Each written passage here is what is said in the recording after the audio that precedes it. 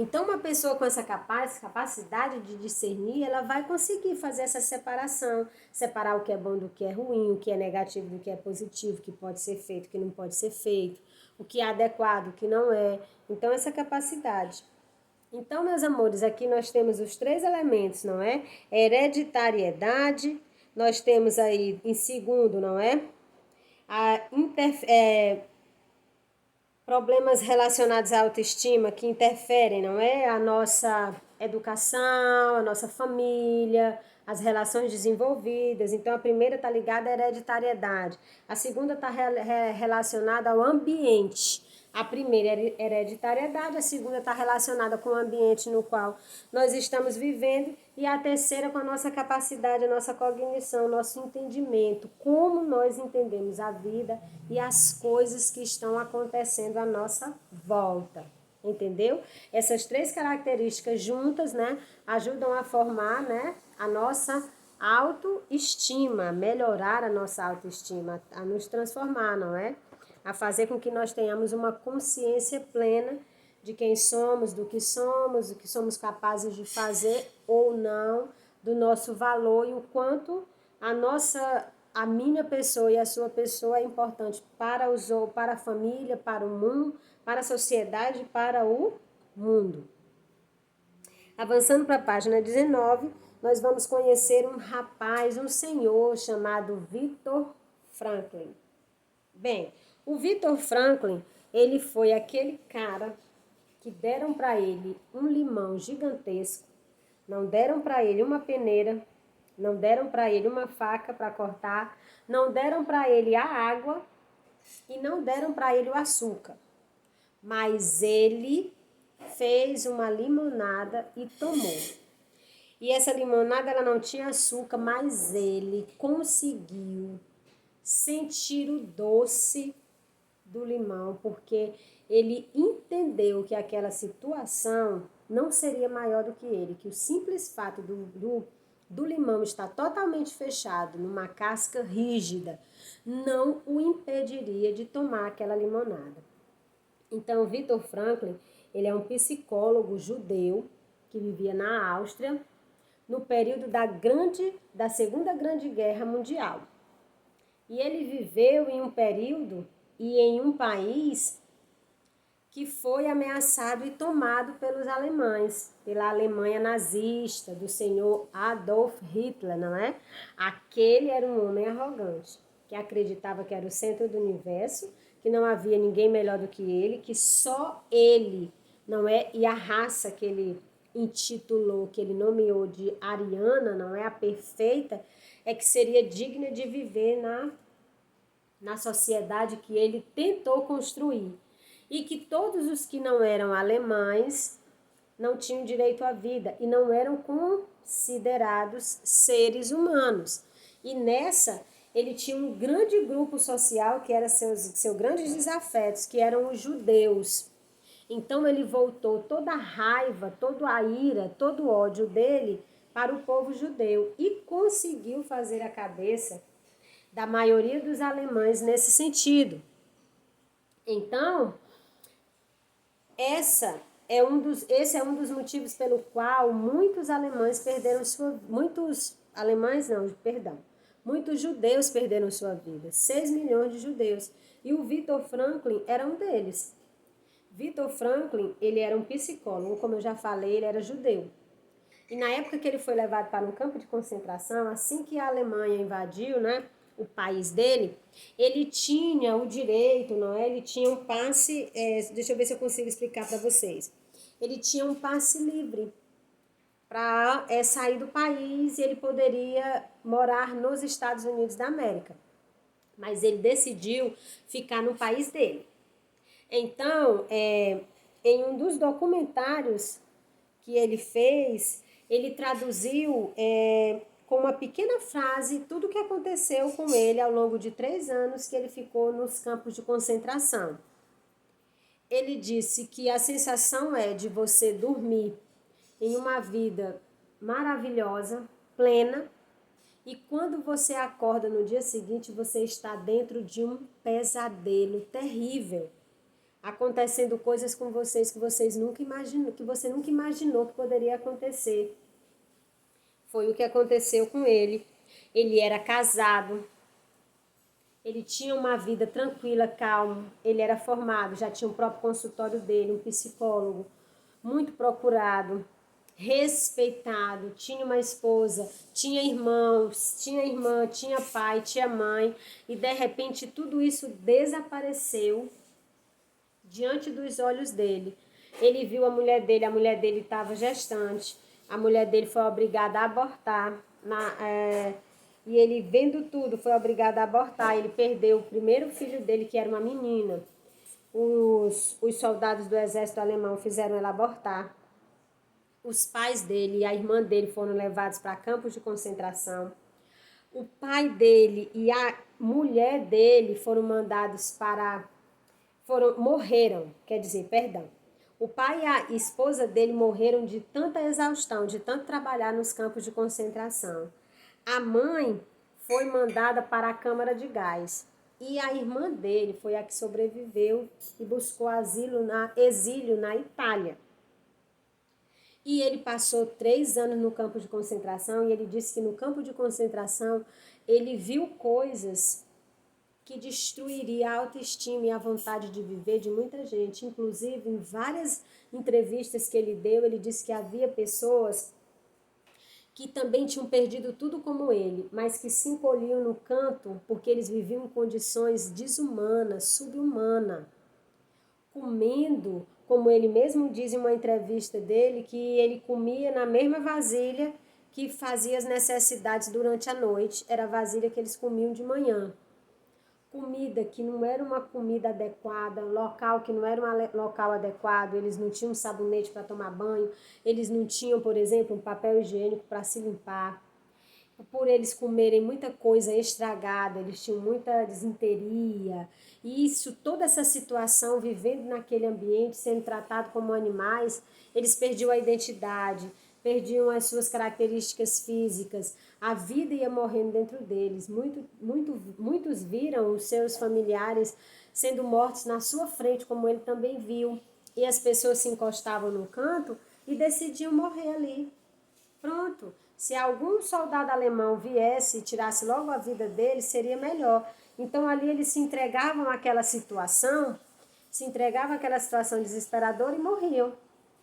E outros que ele também via, que tinha pessoas que traçavam objetivo para elas e viviam naquela situação assim como ele, mas que conseguiram passar por tudo isso. Viktor Frankl foi um deles. Ele traçou o objetivo. Ele disse que ia, no primeiro momento, que ele ia encontrar a mulher dele, mas ele já sabia que ela tinha morrido, mas ele disse que ia escrever um livro sobre aquilo, ele disse que ia contar para a humanidade, ele tentou salvar, não é? O maior número de pessoas que ele pudesse, usando a profissão dele para ajudar as pessoas, mas ele sofreu todos os tipos de tortura física e psicológica que uma pessoa possa imaginar. Mas ele conseguiu se manter equilibrado emocionalmente. E ele traçou uma meta, um objetivo, e ele seguiu, mesmo sabendo, como ele diz, que os objetivos que ele tinha traçado, ele não sabia, ele nem tinha noção se jamais conseguiria alcançá-los, mas ele acreditou tanto neles que isso foi uma mola propulsora que deu força para ele passar por tudo aquilo e depois se tornar a pessoa que ele se tornou, uma grande referência. Criador da logoterapia, que eu vou explicar para vocês já o que é. Bem, o primeiro parágrafo trata disso. O segundo parágrafo, que eu vou explicar para vocês, vai só contextualizar um pouco mais a história de Viktor Frankl, né? Vai dizer assim: ele observou que algumas pessoas que estavam com ele no campo de concentração morriam em decorrência de dores físicas, fome ou desgosto. Foi o que eu expliquei para vocês, não é? Pessoa que vê sua família morta diante de si, seus familiares indo para a câmara de gás sem poder fazer nada, isso destrói qualquer autoestima de qualquer pessoa. O que mais lhe chamou a atenção, porém, foi que mesmo naquela condição extrema, algumas pessoas tinham uma esperança que as colocava de pé e lhes dava força e inspiração para os seus projetos de vida. A esperança, veja só, a esperança esse sentimento de que algo bom vai acontecer e pode acontecer é o que nos mantém vivo. A nossa esperança hoje, meus amores, faz com que nós acordemos todos os dias de manhã acreditando que amanhã sempre será melhor do que hoje e que tudo isso irá passar. É a nossa esperança que nos mantém alertas, prontos para sair e viver a vida na hora que for possível. O projeto de vida dele se tornou, então, sair daquela condição, sobreviver a todo tipo de tortura física e mental e depois escrever sobre a possibilidade de mantermos nossa dignidade mesmo diante da dolorosa situação que se possa imaginar. Ao buscar para si um projeto de vida, Franklin contribuiu para a humanidade. Ele criou o que se chama de logoterapia, ou seja, a terapia do sentido da vida, que auxilia as pessoas a buscar uma missão, a dar um sentido para a existência pessoal, mesmo nos momentos mais difíceis. De acordo com esse modo de encarar os fatos, quando temos uma perspectiva mais ampla, algo importante para fazer, as dificuldades da vida diária perdem a capacidade de nos fazer desistir. Franklin deixou-nos uma importante lição. Ter metas e objetivos na vida é uma forma de perseverar, de preservar a força interior e desenvolver a capacidade de manter acesa a chama da nossa humanidade. Ter um objetivo, traçar metas, é o que vai nos conectar com a nossa força interior. É aquela chamazinha que vai nos fazer, né, que nunca vai deixar com que a nossa brasazinha, o nosso carvão, a brasinha se apague. Aquela chama, que é aquele objetivo. Vamos trazer para a nossa realidade aquele nosso desejo. Nossa, mãe, eu não sabia que eu amava tanto a minha escola. Eu não sabia que eu gostava tanto de estudar. Eu não sabia que eu gostava tanto dos meus professores. Então aquilo é uma meta, ele traça. Tudo vai mudar e eu vou melhorar, eu vou estudar mais, eu vou me entregar mais, eu vou ter a oportunidade de estar com os meus amigos para juntos nós crescermos. Então esse objetivo da busca pelo conhecimento, essa meta, vai fazer com que você passe por tudo isso. Vai fazer com que você suporte o isolamento, suporte tudo o que o isolamento traz, o medo, a angústia, a incerteza, pessoas que estão perdendo seus empregos, vidas que estão sendo perdidas. Isso tudo causa uma dor muito grande na gente, mas a nossa vontade, o nosso desejo de alcançar as nossas metas e os nossos objetivos faz com que sigamos em frente sempre, mesmo diante de todas as dificuldades, mesmo com tudo que possa nos atrapalhar, mas seguir em frente é a nossa meta, porque o nosso objetivo está lá no horizonte, e o horizonte é sempre um passo a mais que nós damos, porque toda vez que a gente chega no horizonte, há um novo horizonte, um novo objetivo para nós perseguirmos. Então, meus amores, para fechar a nossa aula de hoje, eu trouxe uma frase belíssima do senhor Viktor Frankl. E olha o que ele diz. Nós podemos descobrir o significado da vida de 3 diferentes maneiras. Fazendo alguma coisa, experimentando um valor ou amor e sofrendo. Essas 3 maneiras irão fazer com que nós possamos aprender cada vez mais sobre nós mesmos, sobre a vida, sobre as pessoas, sobre a nossa família, sobre a sociedade na qual nós estamos. Esse momento pelo qual nós estamos passando é um momento de dor, é um momento de sofrimento. Acreditem que nós estarmos isolados é muito ruim, mas aquelas pessoas que estão isoladas e que perderam seus entes queridos e que não puderam nem prantear os seus mortos e que não puderam dar para eles um enterro digno e que não puderam sequer velar o corpo, tudo isso causa uma dor ainda maior. Nós estamos vivendo um momento de sofrimento, mas temos meios de aprender com tudo isso. Vamos buscar dentro de cada um de nós essa força interior que é maior, entendeu? Essa força interior que vai pegar aqui, olha só, esse limão sem faca, sem açúcar, sem água, e nós vamos abri-lo, fazer uma limonada e vamos tomar de qualquer forma, de qualquer jeito, em qualquer circunstância, em qualquer situação. porque nós somos capazes de transformar tudo à nossa volta.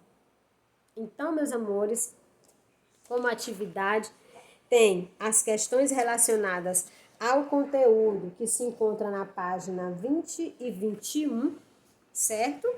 Vocês respondam, meus amores, releiam novamente, pega um bom livro, vai pesquisar a vida de Viktor Frankl, entra no YouTube, tem cada animação que fala sobre a logoterapia, que fala sobre como se buscar sentido na vida com base nos pensamentos e nas ideias de Viktor Frankl, que você vai ficar assim maravilhado. Pesquisa, lê um livro, entendeu? Estuda, faz as atividades. É o que eu desejo para vocês, que vocês consigam descobrir o tamanho do potencial e da força que vocês têm, tá bom, meus amores? Vocês já são todos campeões. Um abraço, um beijo forte e até o nosso próximo encontro.